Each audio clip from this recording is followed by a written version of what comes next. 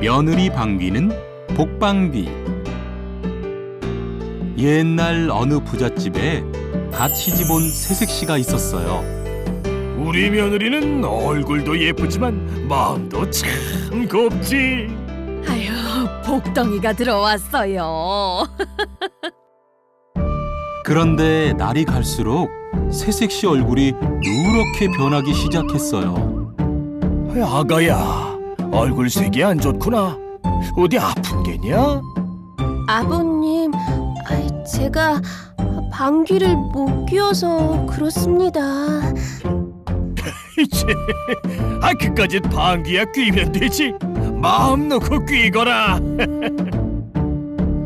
아버님, 사실은 제 방귀가 엄청 센 방귀라서요.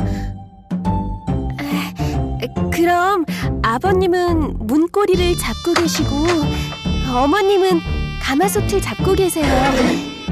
서방님, 기둥을 꼭 붙잡으세요. 이거 얼마나 세길래? 며느리가 아랫배에 끙 하고 힘을 모으자 뿡뿡 뿡뿡 천둥 같은 방귀가 터져나왔어요. 이어서 빵빵 빵빵 태풍 같은 방귀바람이 휙휙 불었죠. 그 바람에 시아버지는 마당으로 나가 떨어지고 시어머니는 슝슝 날아가고 신랑은 기둥을 잡고 뱅글뱅글 돌았어요. 참았던 방귀를 끼니 시원하다. 며느리의 얼굴이 다시 예전처럼 고와졌어요. 하지만 놀란 식구들은 얼굴이 새파랗게 질렸지요. 얘야, 방귀 2번만 뀌었다간 큰일 나겠구나. 아이고, 영감, 저런 며느리를 두었다가는 집안이 망하겠어요. 아이고, 안 되겠다, 아가야. 네 방귀 무서워서 같이 못 살겠으니 친정으로 돌아가거라. 내가 데려다 주마. 며느리는 눈물을 흘리며 시어머니와 신랑에게 인사를 했어요. 두 사람이 산고개를 넘을 때였어요. 아이고, 아가야, 다리도 아프니 저 감나무 그늘에서 잠시 쉬었다 가자. 시아버지와 며느리는 감나무 아래에 앉았어요. 아이고, 그 참 맛있게도 생겼구나. 아버님, 제가 따드릴 테니 저쪽에 피해 계세요. 뿡뿡뿡뿡 천둥 같은 방귀 소리가 하늘 위로 울려 퍼지자 대롱대롱 매달려 있던 담들이 우르르 떨어졌죠.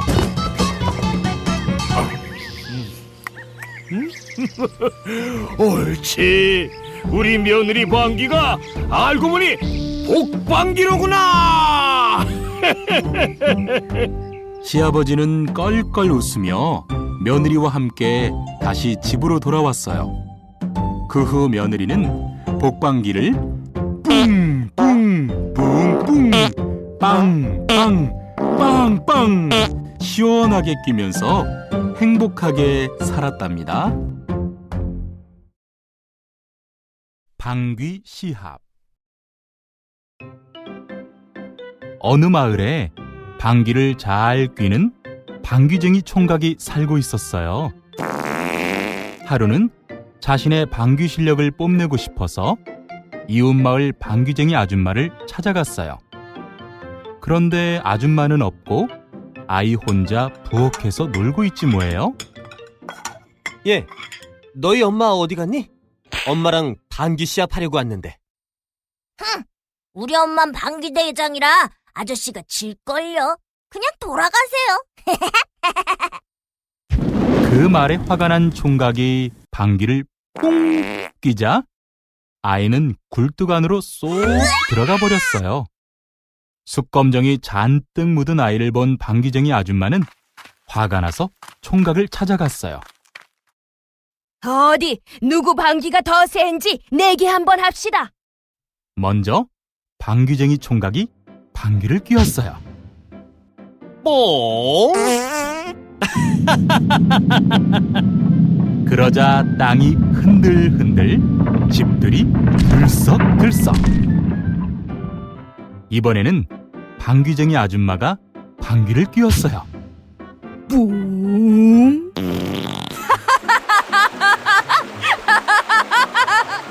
그러자 나무가 휘청휘청, 강물이 출렁출렁.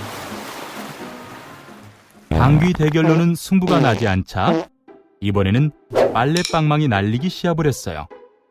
이쪽에서 뿡 하니 방망이가 저쪽으로 휙, 저쪽에서 뿌붕 하니 방망이가 이쪽으로 휙. 엎치락 뒤치락 하던 두 사람은 마지막으로 힘껏 방귀를 뀌었어요. 빠방 빵!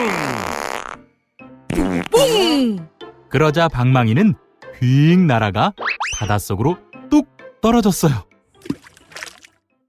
날아온 방망이에 맞은 새우등이 휙 굽고 가자미 눈이 한쪽으로 쏠렸지요. 그래서 새우는 둥이 굽고 가자미 눈은 한쪽으로 몰려 있는 것이랍니다.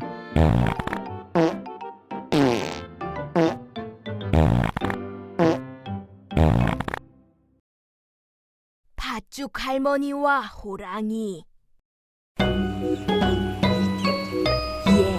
옛날 팥죽을 아주 맛있게 잘 쓰는 할머니가 팥밭을 메고 있는데, 아 글쎄 호랑이 한 마리가 똥 나타났네. 내가 배가 고프니 할멈을 잡아먹어야겠어. 할머니는 무서워 온몸이 벌벌 떨렸어. 호랑이야, 올겨울에 동지 팥죽 한 번만 쏘면 안 되겠느냐? 그러자 호랑이는 팥죽을 먹고 싶은 생각에 아쉬운 듯 입맛을 쩝쩝 다시며 물러났지. 어느덧 동지 전날, 할머니가 팥죽을 저으며 한숨을 푹 쉬는데 자라가 기어와 묻네. 할멈, 왜 그리 한숨을 쉬어? 내일이면 내가 호랑이 밥이 된단다. 어찌하면 좋겠니? 할멈, 나 팥죽 한 그릇 줘. 내가 호랑이를 쫓아줄게. 자라에게 한 그릇 가득 퍼주고는 한숨을 또 쉬는데 알밤이 또르르 굴러와 물었어. 할멈, 왜 그리 한숨이야? 내일이면 호랑이 밥이 되니 크게 슬퍼 한숨을 쉰단다. 팥죽 한 그릇 주면 내가 호랑이를 쫓아줄게. 이렇게 쇠똥, 맷돌, 지게, 멍석까지 팥죽을 얻어먹고는 자라는 물독 속으로 퐁당, 알밤은 아궁이 속에, 쇠똥은 부엌 바닥에, 맷돌은 부엌 문 선반 위에 앉았어. 멍석은 부엌 앞에 넙죽 엎드리고, 지게는 마당 한 구석에 기대서 있었지. 동짓날 밤이 되자 호랑이가 할머니 집 마당에 어슬렁어슬렁 들어섰어. 할멈, 내가 왔어. 약속은 잊지 않았지? 오냐, 부엌 아궁이에 동지 팥죽을 두었으니 가져다가 먹어라. 호랑이가 아궁이 속을 들여다보는데 알밤이 툭 튀어나와 호랑이 눈을 딱 때렸어. 호랑이는 앞이 안 보여 더듬거리다 물독에 손을 넣었는데 자라가 손을 꽉 물었어. 깜짝 놀란 호랑이가 뒷걸음을 치다 그만 쇠똥을 밟고 미끄러졌지 뭐야. 엉덩방아를 찧은 호랑이가 부엌문을 나가려는데 맷돌이 머리 위로 쿵 떨어졌어. 호랑이 살려! 호랑이는 정신을 잃고 기어나오다 멍석 위로 넘어졌어. 멍석이 호랑이를 둘둘 말자 지게가 척 짊어지고는 성큼성큼 달려가서 강물에 호랑이를 집어던졌지. 그 후로 할머니는 해마다 동짓날에는 팥죽을 쑤어 고마운 친구들과 나눠 먹는단다.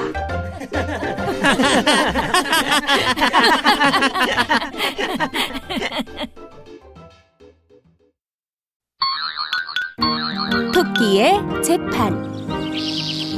한 나그네가 산길을 가고 있었어.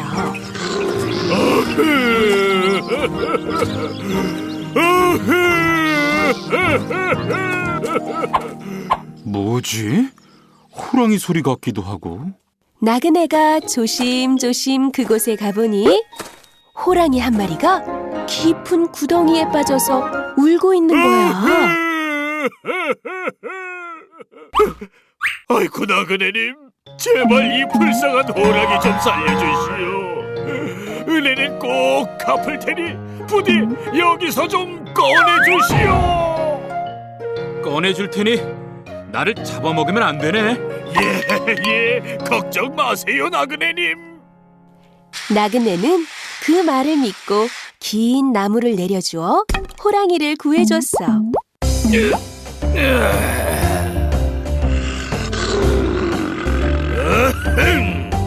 이제 살 것 같네. 온종일 갇혀 있었더니 배가 고픈데 널 잡아먹어야겠다. 네 이놈! 약속을 해놓고 이러는 법이 어디 있느냐? 약속은 무슨 약속? 이 몸이 배가 고파 안 되겠다. 호랑이의 뻔뻔스러움에 나그네는 어이가 없었어. 마침 길가에 있던 황소에게 물었지. 황소야, 호랑이가 약속을 지키지 않는다. 넌 어떻게 생각하느냐? 약속은 무슨 약속? 사람들은 우리 젖도 짜가고 우리를 죽여 고기를 먹으니 믿을 수 없어. 소나무야, 호랑이가 약속을 지키지 않으니 잘못한 것 아니냐? 사람들은 우리를 잘라 집이랑 가구를 만들고 마구 괴롭히니 지키지 않아도 돼. 그때 토끼 한 마리가 깡충거리며 길을 가고 있었어. 토끼야, 잠깐 내 말을 좀 들어보렴. 함정에 빠진 호랑이를 구해줬더니 나를 잡아먹으려 하는구나. 너는 어떻게 생각하느냐? 토끼는 고개를 갸웃거리며 물었어. 이해가 잘 안 가네요. 호랑이님은 어디에 있었다고요? 이거 참, 몇 번을 얘기해. 그러니까 내가 원래 여기에 쏙 빠져서. 호랑이는 이렇게 말하면서 훌쩍 뛰어서 구덩이 속으로 쏙 들어갔어. 나그네님, 어서 가던 길 가세요. 그리고 앞으로는 절대 위험한 약속은 하지 마세요. 토끼야, 고맙다. 나그네는 토끼에게 고맙다고 인사한 뒤 가던 길을 마저 갔어.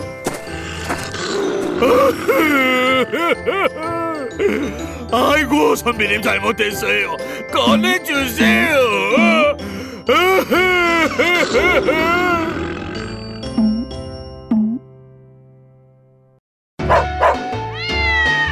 개와 고양이.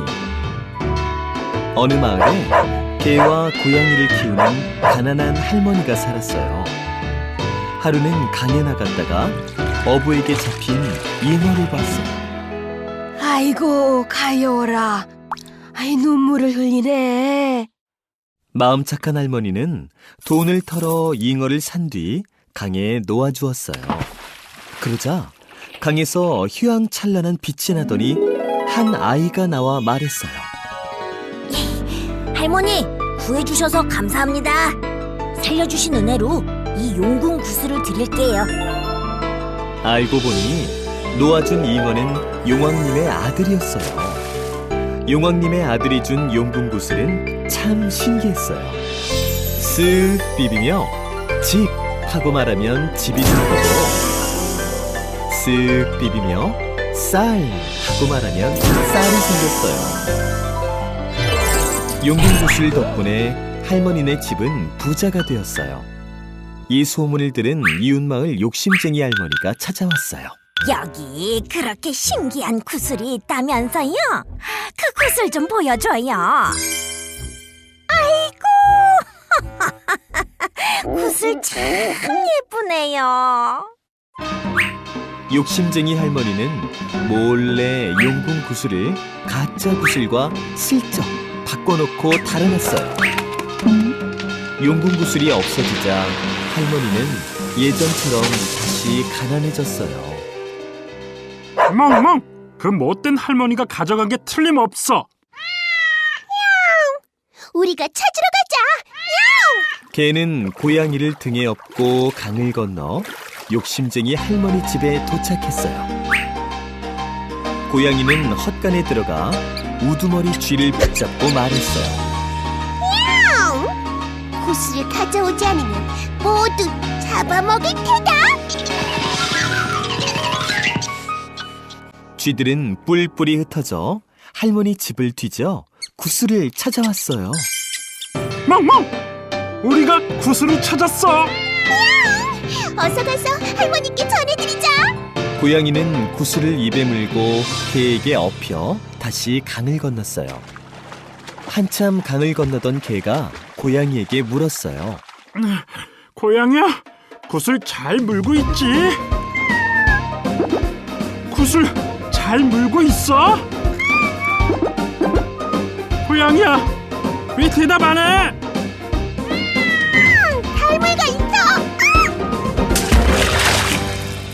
풍덩! 그 바람에 그만 구슬이 강에 빠지고 말았어요. 그까짓 구슬 알게 뭐야? 멍멍! 개는 툴툴거리며 집으로 돌아갔어요. 고양이는 날이 저물도록 강가를 서성이다 물에 떠밀려온 물고기를 덥석 물었어요. 마침 배도 고픈데 잘 됐다. 고양이가 물고기를 한 입 꽉 물자 물고기 배에서 용궁 구슬이 툭 튀어나왔어요. 고양이 덕분에 할머니는 다시 부자가 되었어요. 할머니는 구슬을 찾아준 고양이를 집 안에서 길렀어요. 그 뒤로 고양이는 집 안에서, 개는 집 밖에서 살며 서로 으르렁거린답니다. 호랑이와 곶감.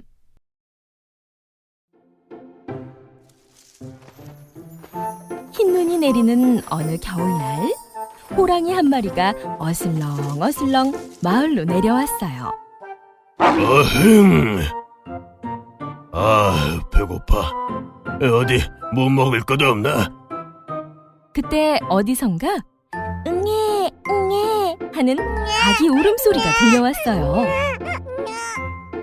호랑이는 슬금슬금 집 앞으로 다가갔어요. 아가, 뚝 그치자. 지금 밖에 무서운 호랑이가 와 있어. 뚝 안 그치면 호랑이가 어흥 하고 물어간다. 아니, 내가 온 걸 어떻게 알았지? 엄마의 말을 듣고도 아기는 계속 울어댔어요. 채, 저 녀석은 나처럼 무서운 호랑이도 안 무서워하네.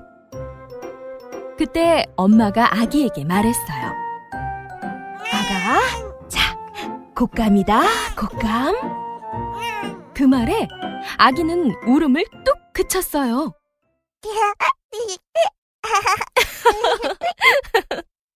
에? 곶감이라는 놈이 나보다 더 무섭단 말이야? 그때 문이 삐걱 열리자 호랑이는 깜짝 놀라 후다닥 외양간으로 들어갔어요. 어두운 외양간에 숨어 있는데 갑자기 무언가가 호랑이 등에 휙 올라탔어요. 아이고, 곶감이 내 등에 올라탔나 보다! 호랑이는 너무 무서워 펄쩍펄쩍 뛰며 도망갔어요. 호랑이 등에 탄 것은 사실 소를 훔치러 집 안으로 들어온 소도둑이었어요. 환한 달빛 아래로 나오자 소도둑은 깜짝 놀랐어요. 아니, 이건 소가 아니라 호랑이잖아. 아이고, 소도둑은 벌벌 떨며 호랑이 등을 꽉 붙잡고 있다가 길가에 커다란 나무를 보고는 휙 뛰어 나뭇가지에 매달렸어요. 아마터면 호랑이 밥이 될 뻔했네. 아! 소도둑이 등에서 떨어지자 호랑이는 더욱 빨리 달아나면서 생각했어요.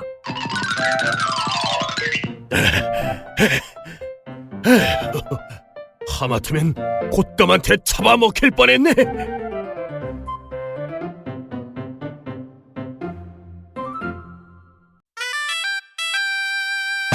똥꼬로 나팔 부는 호랑이.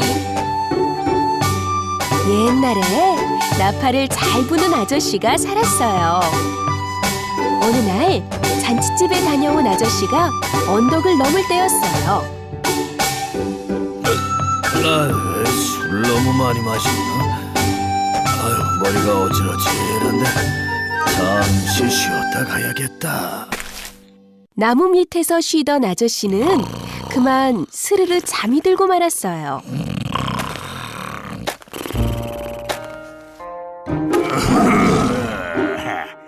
마침 배가 고팠는데 잘 됐다. 오늘은 정말 운이 좋군. 호랑이는 앞발로 아저씨를 툭툭 건드렸어요. 하지만 깊은 잠에 빠진 아저씨는 꼼짝도 하지 않았어요. 어라, 죽은 듯이 잠들어 있잖아. 생생할 때 먹어야 맛있는데.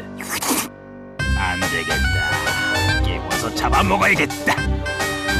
호랑이는 냇가로 가서 꼬리에 물을 흠뻑 적셔왔어요. 그러고는 아저씨 얼굴에 대고 젖은 꼬리를 요리조리 흔들었어요. 무슨 일이야?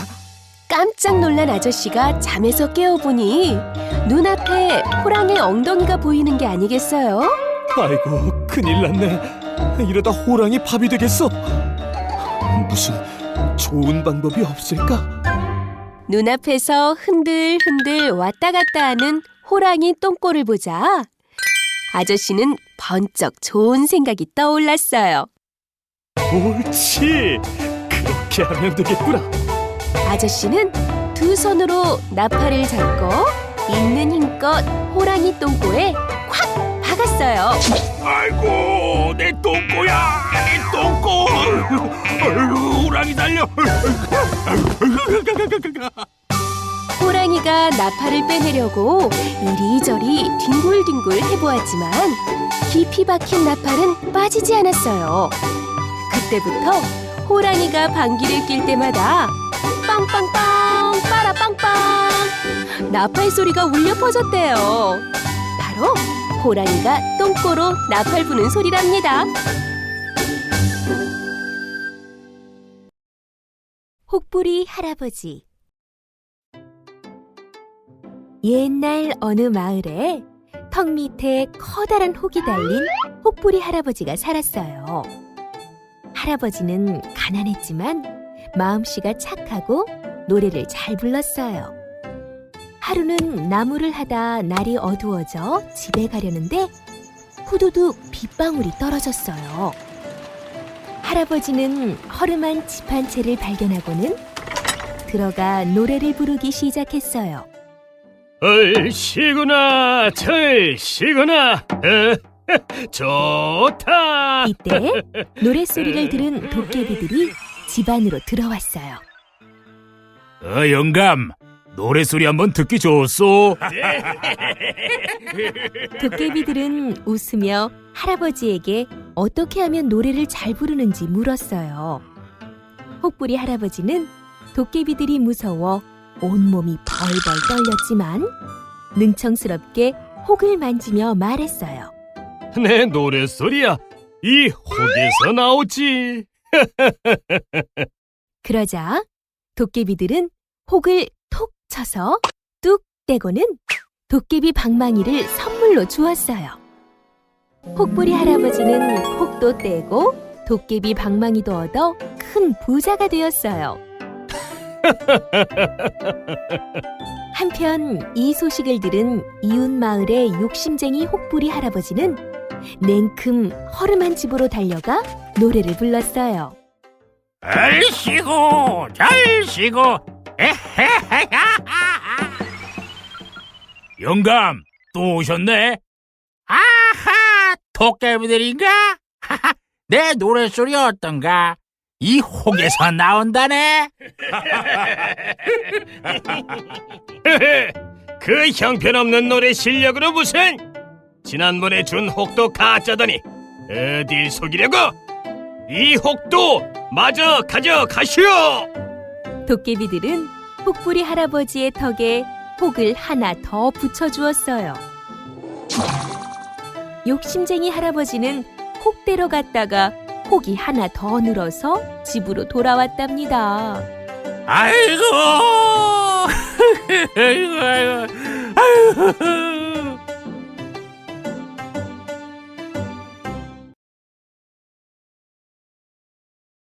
토끼와 자라. 깊은 바닷속 물고기들이 사는 용궁의 임금님께서 큰 병에 걸리셨어요. 육지에 사는 토끼의 간을 드시면 회복되실지도 모르겠소이다. 의원의 말에 물고기 대신들 사이에 긴급 회의가 열렸어요. 누가 다녀오는 것이 좋겠소이까? 제가 땅 위에서도 돌아다닐 수 있으니 다녀오겠어요. 씩씩하게 대답한 자라는 토끼 그림을 들고 땅 위로 올라왔어요. 때마침 저쪽에서 누군가가 깡충깡충 뛰어왔어요. 어? 그림이랑 똑같이 귀가 길쭉하네. 야호! 토끼를 찾았구나. 자라는 무척 기뻐하며 토끼에게 다가갔어요. 토끼님, 저는 용궁에서 온 자라예요. 우리 용궁은 으리으리하고 맛있는 먹을 것도 많답니다. 토끼님도 함께 구경 가지 않겠어요? 정말 그런 곳이 있나요? 토끼는 자라의 등을 타고 용궁으로 갔어요. 용궁에 도착하자마자 물고기 군사들이 토끼를 묶어 용왕님 앞으로 데려갔어요. 토끼는 그제야 자라에게 속은 것을 알았지만 이미 늦은 일이었어요. 내 너의 간을 먹어야 산다 하니 너는 영광으로 알고 간을 내놓거라. 용왕님, 제 간은 소중한 약이라 화창한 날은 빼서 바위에 말립니다. 지금도 간을 바위 위에 두고 왔으니 얼른 가서 가져올까 합니다. 아이, 세상에 간을 빼놓고 다니는 동물이 어디 있느냐? 믿지 못하시면 제 배를 갈라 확인해 보세요. 제가 죽으면 간은 못 찾을 것입니다. 그러자 다급해진 용왕님은 당장 자라를 불러 말했어요. 얼른 토끼를 데리고 가서 간을 찾아오너라. 토끼와 자라가 다시 땅으로 나오자 토끼가 숲속으로 뛰어가며 말했어요. 이 미련한 자라야, 간을 빼놓는 동물이 어디 있니? 너희는 내게 속았어. 자라는 저 멀리 뛰어가는 토끼를 바라볼 수밖에 없었답니다.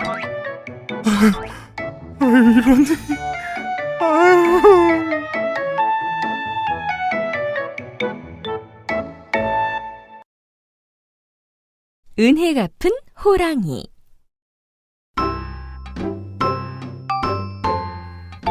어느 마을에 가난하지만 부지런하고 인정 많은 총각이 살았어요. 하루는 총각이 산에서 나무를 하고 있는데 큰 호랑이가 목에 가시가 박혀 꺽꺽거리고 있었어요. 내 목에 가시 좀 빼줘. 제발 부탁이요. 아이고. 총각은 가시를 빼주었고 호랑이는 큰 절을 한번 하고 뒤돌아갔어요. 다음 날 아침 집 앞에 땔감이 산더미처럼 쌓여 있었어요. 총각은 호랑이 발자국을 보고는 호랑이가 다녀간 것을 알았어요. 하루는 어머니가 혼잣말로 아들 걱정을 했어요. 혼기가 지났는데 장가를 못 가 어쩌누. 아휴. 그날 밤 호랑이는 몰래 예쁜 처녀를 총각집에 두고 갔어요. 호랑이 덕분에 총각은 부자가 되고 색시까지 얻었답니다.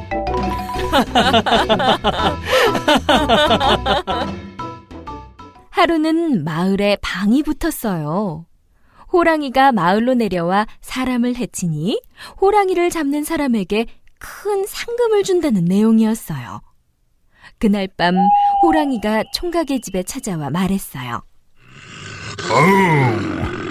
나를 화살로 쏘아 상금을 받으시오. 구해준 덕에 오래 살 수 있었소. 여태까지 해준 것도 많은데 그게 무슨 말이오? 안 들은 것으로 하겠어. 다음 날 마을에 호랑이가 내려왔다는 이야기를 들은 총각은 놀라 달려갔어요. 호랑이는 총각 주변을 어슬렁거리며 눈짓했어요. 나를 어서 쏘시오. 다른 이가 쏘기 전에. 총각은 비껴가도록 활을 쏘았지만 이미 알아챈 호랑이는 일부러 화살에 맞았어요. 호랑이가 죽었다! 모두들 기뻐했지만 총각은 호랑이가 자신 때문에 죽은 것 같아 마음이 아팠어요. 총각은 은혜 갚은 호랑이를 양지 바른 곳에 고이 묻어주었답니다.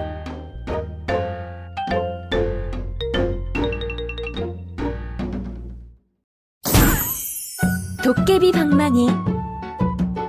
옛날 욕심쟁이 형과 마음 착한 아우가 살았어요. 어느 날 아우가 산에서 나무를 하는데 개암이 하나 뚝 떨어졌어요. 개암이네. 이건 아버지 드려야겠다. 조금 있다가 2개가 떨어졌어요. 하나는 어머니 드리고 하나는 형님 드려야지. 집에 가려는데 날이 저물어 저녁이 되었어요. 벌써 이렇게 되었나? 서둘러 가야겠다. 하지만 비까지 와서 산에서 내려가기가 너무 어려웠어요. 아우는 마침 낡은 집 한 채를 발견했어요. 오늘 밤은 여기서 보내야겠다. 아우가 한참 곤히 자고 있을 때였어요. 에헤라, 오늘도 어디 신명나게 놀아볼까? 시끄러운 소리에 아우는 깜짝 놀라 대들보 위로 올라가 숨었어요. 얼쑤 절쑤 금나와라 뚝딱. 얼쑤 절쑤 은나와라 뚝딱. 도깨비들이 방망이를 뚝딱 내리칠 때마다 금은보화가 와르르 쏟아져 나왔어요. 한참 숨어서 지켜보던 아우는 슬슬 배가 고팠어요. 아, 맞다. 개암이 있지. 아우는 개암을 하나 꺼내 꽉 깨물었어요. 아이고, 소리가 너무 컸나? 그런데 도깨비들이 더 놀랐어요. 이게 무슨 소리지? 집이 무너지려나 봐. 모두 도망쳐. 도깨비들은 방망이도 팽개치고 꽁지 빠지게 달아났어요. 덕분에 아우는 마을에서 큰 부자가 되었죠. 이 소식을 들은 욕심쟁이 형은 그 길로 개암을 따서 빈집을 찾아갔어요. 대들보 위에 숨어서 한참을 기다리는데 정말로 도깨비들이 나타났어요.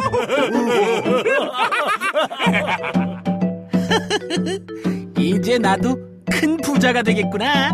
형은 기회를 보다가 개암을 꺼내 꽉 깨물었어요.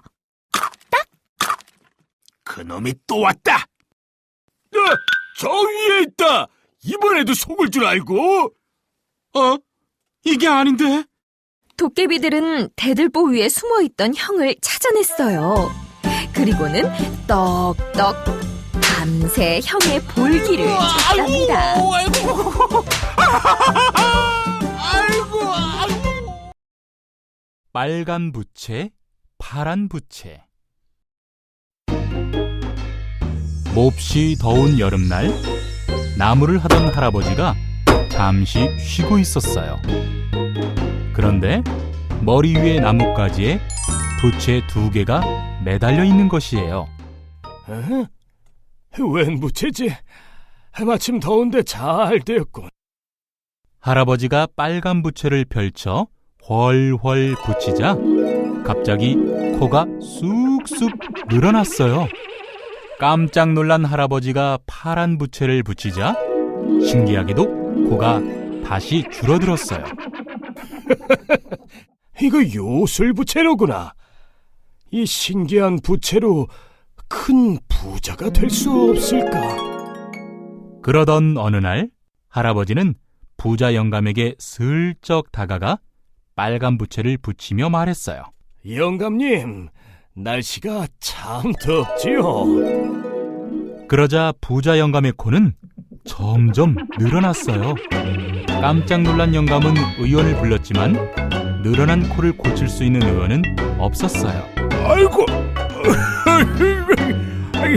내 코를 고쳐주는 사람에게 큰 돈을 준다고 알려라. 영감님, 제가 영감님의 코를 고쳐드리리다. 할아버지가 파란 부채를 꺼내 슬렁슬렁 붙이자 코가 원래대로 돌아갔어요. 큰 돈을 받은 할아버지는 부자가 되어 일도 하지 않고 빈둥거렸어요. 하루는 심심해진 할아버지가 엉뚱한 생각을 했어요. 빨간 부채를 자꾸만 붙이면 코가 얼마나 길어질까? 할아버지가 계속 부채질을 하자 코는 자꾸만 늘어나 하늘을 뚫고 올라갔어요. 하늘나라 임금님이 그 코를 보고는 화가 나서 선녀들에게 말했어요. 감히 하늘을 뚫고 들어오다니! 저 버릇없는 코를 기둥에 묶어라! 선녀들이 기둥에 코를 동여매자 마루에 누워있던 할아버지의 코가 아파왔지요. 놀란 할아버지가 얼른 파란 부채를 붙이자 몸이 허공으로 둥실둥실 떠올랐어요. 할아버지가 발버둥을 치자 기둥에 묶여있던 코가 쑥 빠져서 할아버지는 그만 땅으로 떨어지고 말았답니다. 아이고, 사람 살려!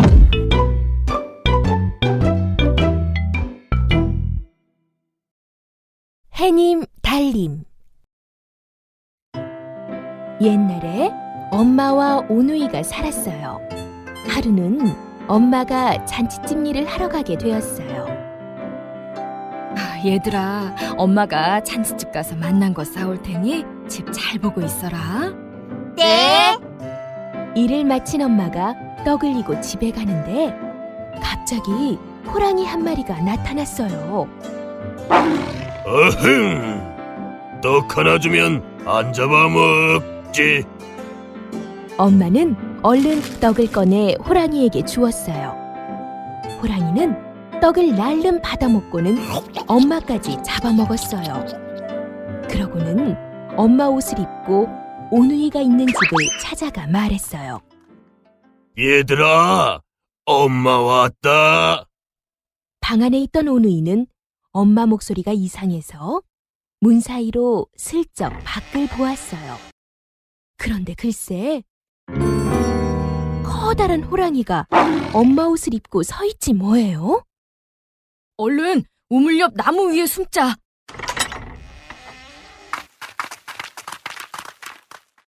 아이들이 보이지 않자 이리저리 찾던 호랑이는 우물에 비친 오누이를 보았어요. 얘들아, 거기 어떻게 들어갔니? 그러자 동생이 깔깔 웃었어요. 그 바람에 나뭇잎이 떨어지고 말았지요. 옳지, 나무에 올라갔구나. 호랑이는 나무 위에 올라가려 했으나 쉽지 않았어요. 손에 참기름을 바르고 올라오면 쉽지. 그 말에 속은 호랑이가 참기름을 바르고 올라가자 자꾸만 미끄덩 쿵 미끄덩 쿵. 아이고, 아야. 되는데. 보다 못한 동생이 그만 웃으며 말해버렸어요. 호랑이는 도끼를 찾아 쿵 찍으며 올라왔어요. 오누이는 무서워 눈을 꼭 감고 하늘에 빌었어요. 하느님, 동아줄을 내려주세요. 그러자 하늘에서 동아줄이 내려왔고 오누이는 동아줄을 타고 하늘로 올라갔어요. 이를 본 호랑이도 하늘에 동아줄을 내려달라고 빌었어요. 그런데 이번에는 썩은 동아줄이 내려왔지 뭐예요. 신나게 줄을 타고 올라가던 호랑이는 중간에 줄이 툭 끊어져 땅에 떨어져 버렸지요.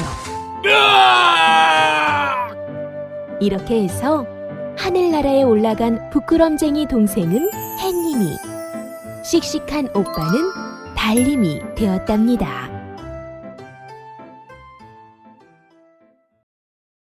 콩쥐, 팥쥐. 옛날에 마음씨 착하고 예쁜 콩쥐라는 여자아이가 살았어요. 엄마가 돌아가시자 콩쥐는 새엄마를 맡게 되었는데 동생 팥쥐도 함께 데려왔어요. 새엄마는 팥쥐는 매우 귀여워했지만 콩쥐에게는 힘든 일만 시켰어요. 콩쥐는 이 나무 호미로 돌밭을 갈고, 네, 팥쥐는 쇠 호미로 모래밭을 갈아라. 팥쥐는 금세 밭을 갈았지만 돌밭에서 일하던 콩쥐는 호미를 부러뜨리고 말았어요. 그때 황소 한 마리가 나타나 콩쥐에게 말했어요. 착한 콩쥐 아가씨, 걱정 말아요. 제가 밭을 갈아드릴게요. 황소가 눈 깜짝할 사이에 넓은 밭을 모두 갈아 콩쥐는 집에 돌아올 수 있었어요. 어느 날 새엄마는 팥쥐와 마을 잔치에 놀러가며 콩쥐에게 말했어요. 넌 항아리에 물 채우고 벼 찍고 배도 다 짜놓고 잔치에 오너라.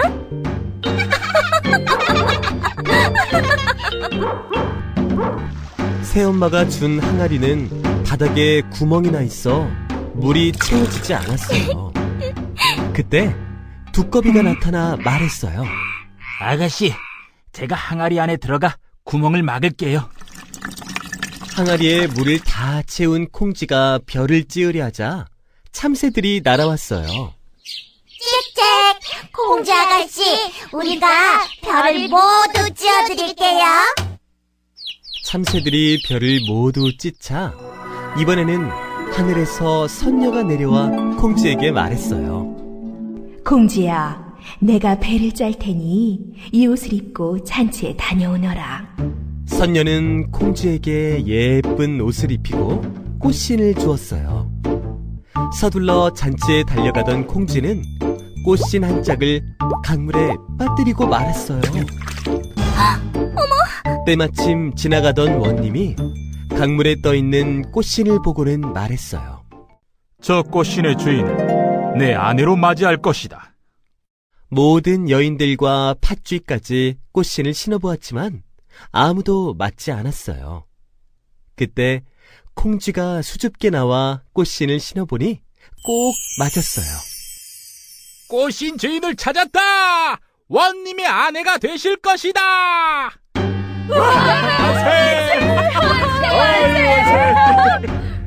콩쥐는 원님의 아내가 되어 오래오래 행복하게 살았답니다.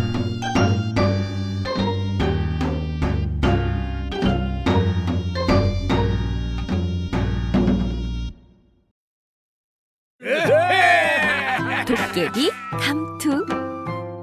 옛날 한 나무꾼이 산에 나무를 하러 갔어. 한참 나무를 하는데 후드득 비가 쏟아지네. 아이고, 갑자기 웬 비람? 비를 피해 달리던 나무꾼은 빈집 하나를 발견했지. 나무꾼은 빈집에 들어가 비가 그치기를 기다렸어. 그러다 그만 깜빡깜빡 졸기 시작했지.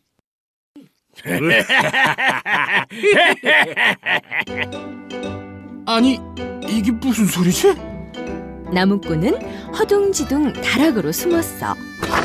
나무꾼이 몰래 문틈으로 보니 도깨비들이 우르르 방 안으로 들어오는 거야. 얼씨구 절씨구 신나게 놀아보세. 도깨비들은 밤새도록 놀다가 동틀 무렵에야 사라졌지. 휴, 이제 살았다. 아직 쓸만한 감투를 두고 갔네. 나무꾼은 도깨비 감투를 써보았어. 그러다 너무 놀라 뒤로 벌러덩 넘어질 뻔했지 뭐야. 이럴 수가. 내 몸이 어디 간 거야? 도깨비 감투를 쓰면 자기 모습이 없어졌다. 벗으면 다시 나타나는 거야. 오호라. 이 감투만 있으면 무슨 일이든 할 수 있겠어. 나무꾼은 동네에서 이름난 부잣집으로 갔어. 안방도 기웃, 사랑방도 기웃, 이리 기웃 저리 기웃. 욕심이 생긴 나무꾼은 돈꾸러미를 들고 달아났지. 다음 날 나무꾼은 시장으로 갔어. 요물조물 떡을 훔치고 쫄깃쫄깃 고기를 훔치고 알록달록 신발을 훔치고 보들보들 비단을 훔쳤어. 여보, 이제 우리는 부자요, 부자. 그러던 어느 날 나무꾼이 이번에는 대장간을 기웃거렸어. 어디 보자. 여기에선 뭘 가져간다? 그때 그만 도깨비 감투에 불똥이 튀었어. 아 뜨거워! 불이야 불! 나무꾼은 호들갑을 떨며 불을 껐지만 이미 도깨비 감투에는 뽕 구멍이 났지. 나무꾼은 감투에 난 구멍을 빨간 헝겊으로 기웠어. 다음 날 빨간 헝겊이 이 집 저 집 둥둥 떠다녔어. 웬 헝겊 조각이지? 수상한데? 마을 사람들은 우르르 몰려들어 빨간 헝겊을 잡았어. 내 놈이 요사이 물건을 훔쳐간 도둑놈이구나. 어딜 도망가려고 요놈! 이 도둑놈 잡아라! 사람들은 나무꾼을 흠씬 두들겨 주었지. 잘못했습니다. 잘못했어요.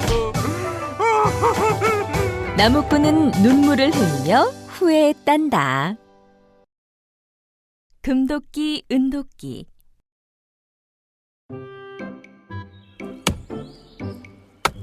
옛날에 마음씨 착한 나무꾼이 나무를 하고 있었어요.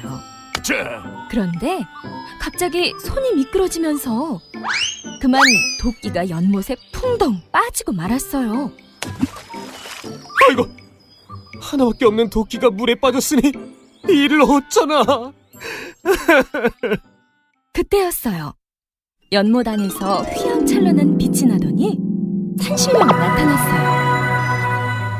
이 도끼가 내 것이냐? 나무꾼이 자세히 보니 그것은 번쩍번쩍 빛나는 금도끼였어요.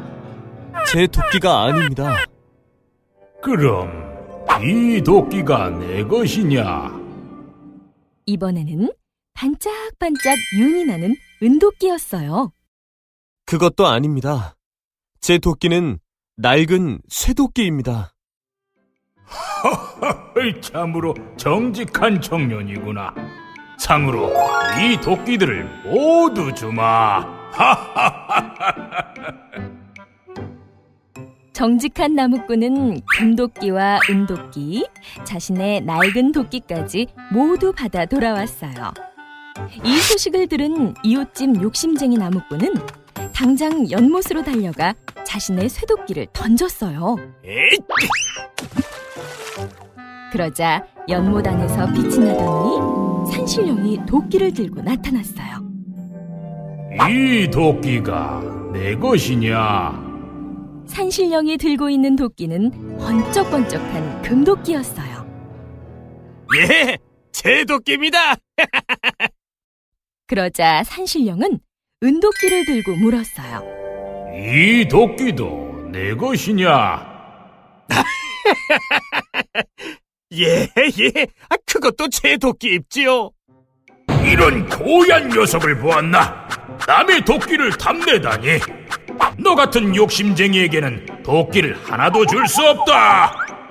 욕심쟁이 나무꾼은 결국 자신의 도끼만 잃고 빈손으로 집에 돌아갔답니다.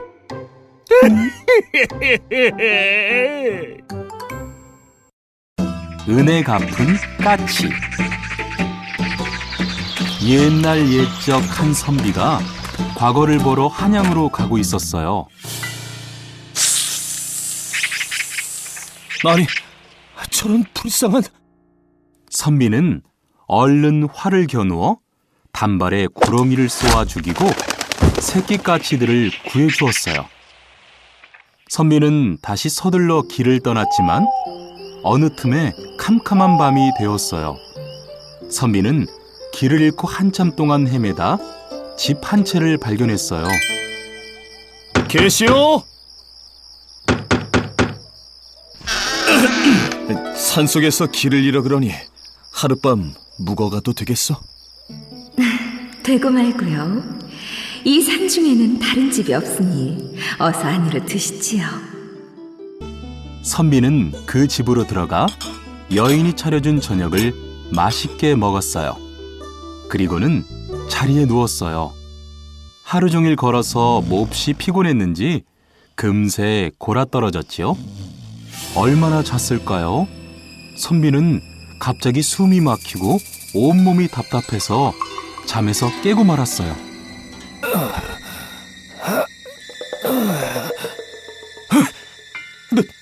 넌 누구냐? 아까 낮에 네가 활을 쏘아 죽인 구렁이가 바로 내 남편이다. 그 원수를 갚으려고 여기서 널 기다리고 있었다. 내가 활을 쏜 것은 까치를 살리려고 한 것이오. 그러니 제발 나를 살려주시오. 좋다.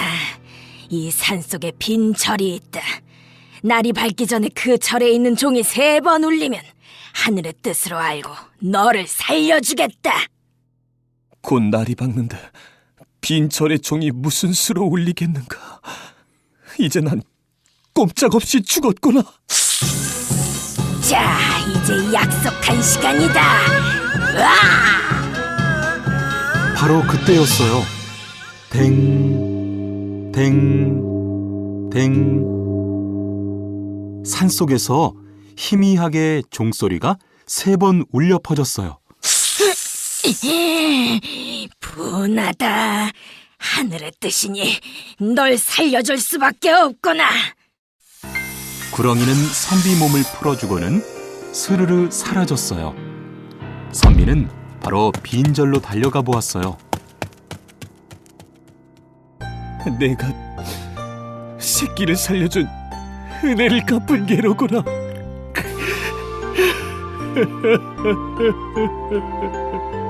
선비는 까치를 양지 바른 곳에 고이고이 묻어줬어요.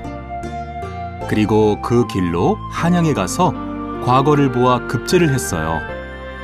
그 뒤로 틈만 나면 까치 무덤을 찾아가 까치의 명복을 빌어줬답니다.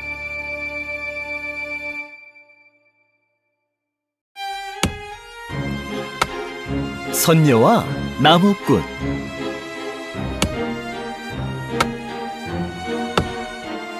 옛날 마음씨 착한 나무꾼이 산에서 나무를 하고 있었어요.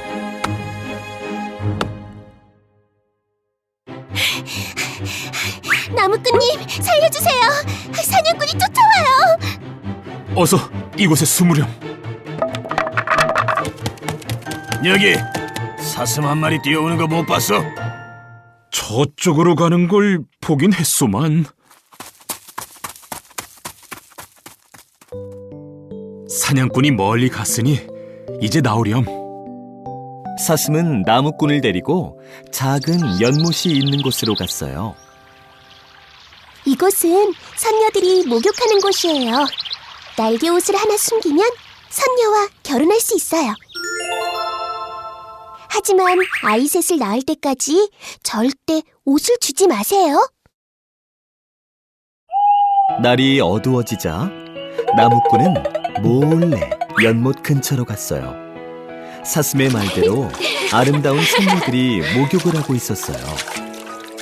옳지. 저 옷들 중에 하나를 숨겨야겠다. 나무꾼은 선녀들의 목욕이 끝나기를 숨어서 기다렸어요. 목욕을 마친 선녀들이 하늘로 올라가는데 한 선녀만 남았어요. 어머, 내 날개 옷이 없어졌어. 날개 옷은 저에게 있어요. 부디 제 아내가 되어주세요. 선녀는 어쩔 수 없이 나무꾼의 아내가 되었어요. 예쁜 아이도 둘이나 낳았답니다.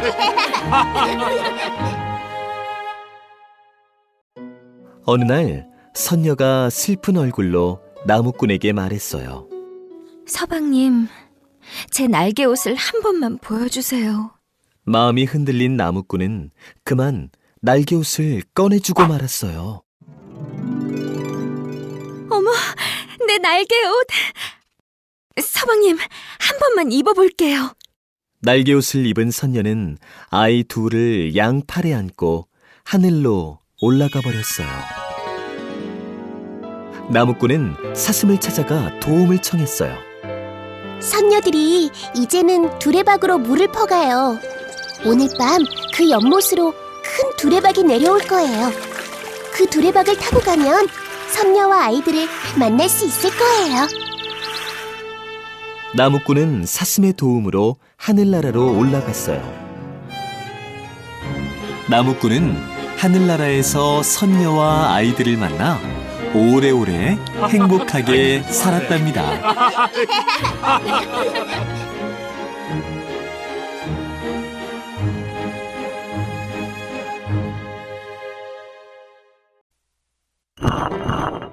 요술 맷돌. 옛날 어느 마을에 가난하지만 마음씨 착한 농부와 욕심쟁이 부자 영감이 살았어. 어느 날 한 할아버지가 부자 영감의 집으로 밥을 얻어먹으러 왔어.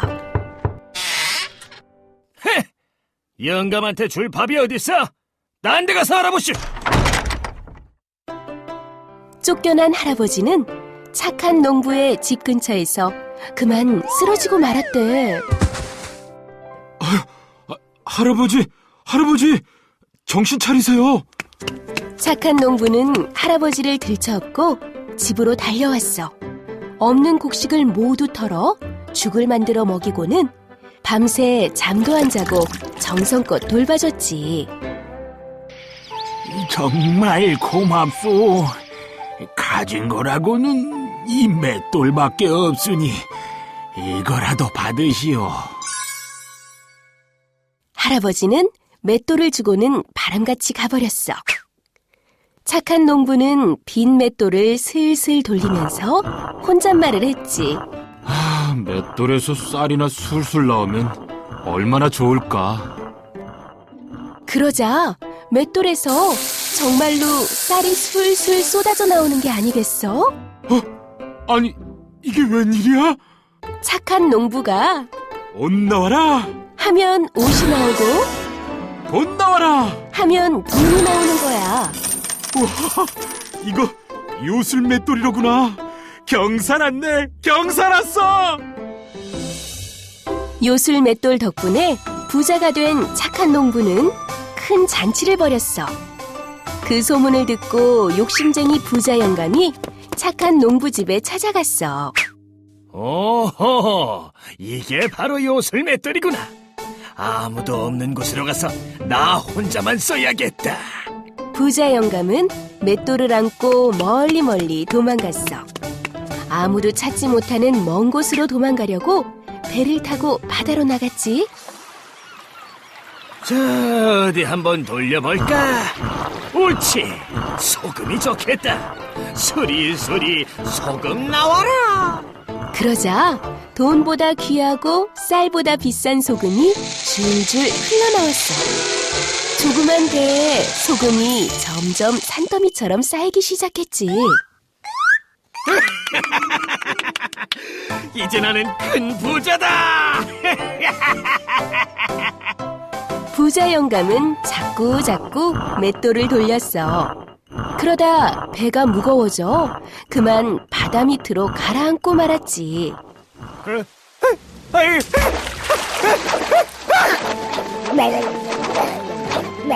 지금도 바닷속에선 맷돌이 뱅글뱅글 돌면서 소금이 계속 나오고 있대.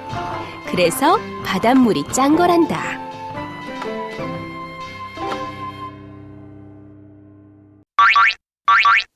멸치의 꿈. 옛날 아주 먼 옛날에 700살이 넘은 멸치가 이상한 꿈을 꾸었단다. 갑자기 하늘 위로 휙 올라갔다가 땅으로 뚝 떨어지고 흰 구름이 뭉게뭉게 피어나더니 눈이 펑펑 쏟아졌지. 게다가 땀이 뻘뻘 나게 덥다가 으슬으슬 추웠다 하는 꿈이었어. 멸치는 날이 새자마자 가자미에게 달려가 꿈 이야기를 했어. 아이, 복잡해. 도대체 이게 무슨 꿈이야? 가만히 있어 보게. 망둥이 할멈 꿈풀이가 아주 용하다는구먼. 마음 착한 가자미가 망둥이 할멈을 찾아 나섰어. 며칠 후 가자미가 망둥이 할멈과 함께 멸치를 찾아왔어. 망둥이 할멈은 큰 눈을 굴리며 생각하더니 무릎을 탁 치며 말했지. 오호라! 이건 필시 용꿈이라네. 멸치 자네가 용이 되어 하늘로 승천하는 꿈이지. 내가 용이 된다고? 하늘로 올라갔다 내려갔다 하는 것은 용이 아니고서는 할 수 없는 일이지. 게다가 용이 조화를 부리면 눈이 오고 그러면 더웠다 추웠다 하는 게 당연한 이치 아니겠는가? 여보게들 들었나? 내가 용이 될 몸이라네. 한껏 기분이 좋아진 멸치는 망둥이 할멈에게 맛있는 음식을 대접했어. 먼 길을 헤엄쳐 망둥이를 데려온 가자미는 까맣게 잊고 말이야. 말도 안 돼. 멸치가 용이 된다고? 딱 보니 어부에게 잡히는 꿈이네 뭘.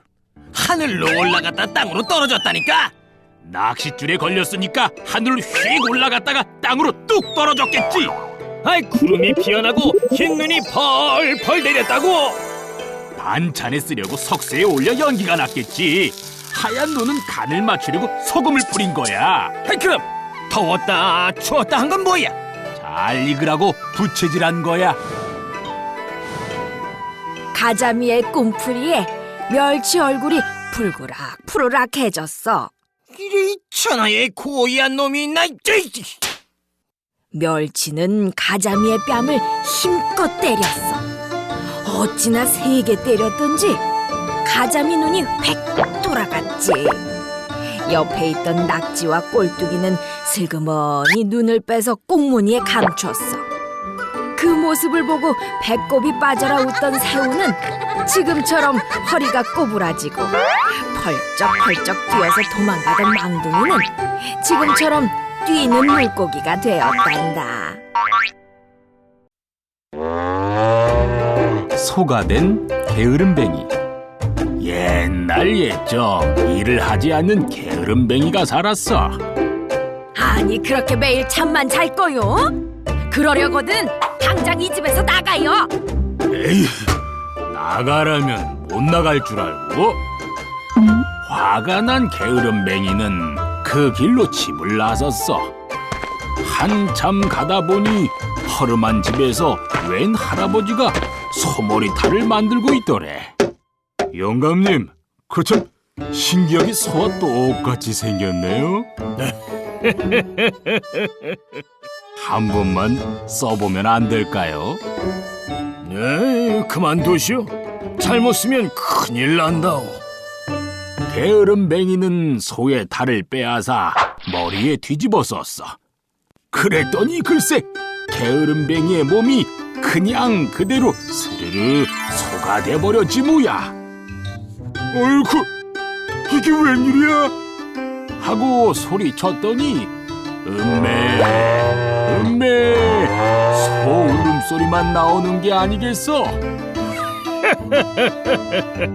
히랴, 히랴. 할아버지는 소를 끌고 가 농부에게 싼 값에 팔았어. 농부가 소를 막 끌고 가려는데 할아버지가 은근히 귓속말로 말했어. 이 소는 무를 먹으면 죽는다오. 절대로 무밭에는 데려가지 마시오.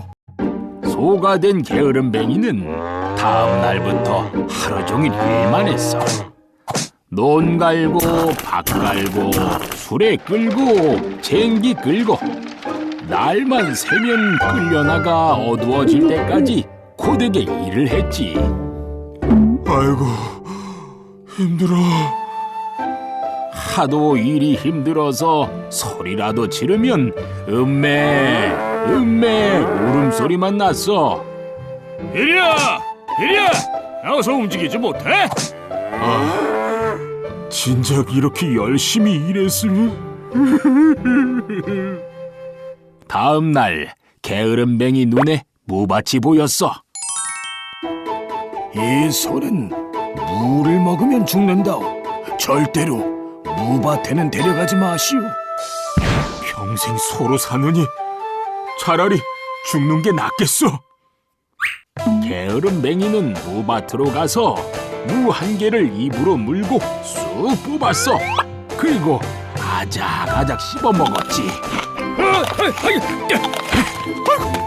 무를 먹으면 안 된다고 했는데. 그런데 이게 웬일이야? 무를 먹었더니 죽는 게 아니라 도로 사람이 되는 거야. 그 바람에 소의 탈도 벗겨져 땅에 툭 떨어졌지. 아이고, 이제야 살았구나. 게으름뱅이는 농부에게 지금까지 있었던 일을 다 말해주고 나서 곧바로 고개를 넘어 집으로 돌아왔어. 게으름뱅이 아내도 반가워서 달려나왔지. 여보, 용서하구려. 이제는 내가 열심히 일을 하리다. 아내는 새 사람이 된 남편을 보자 눈물이 나왔어. 게으름뱅이는 부지런히 일해서 부자가 되었어. 그럼 그렇지. 또 게으름 피우다가 무슨 봉변을 당하려고? 핑크퐁 영상 재미있었어? 구독 버튼을 눌러줘. 구독해! 유튜브에서 핑크퐁을 검색해주세요.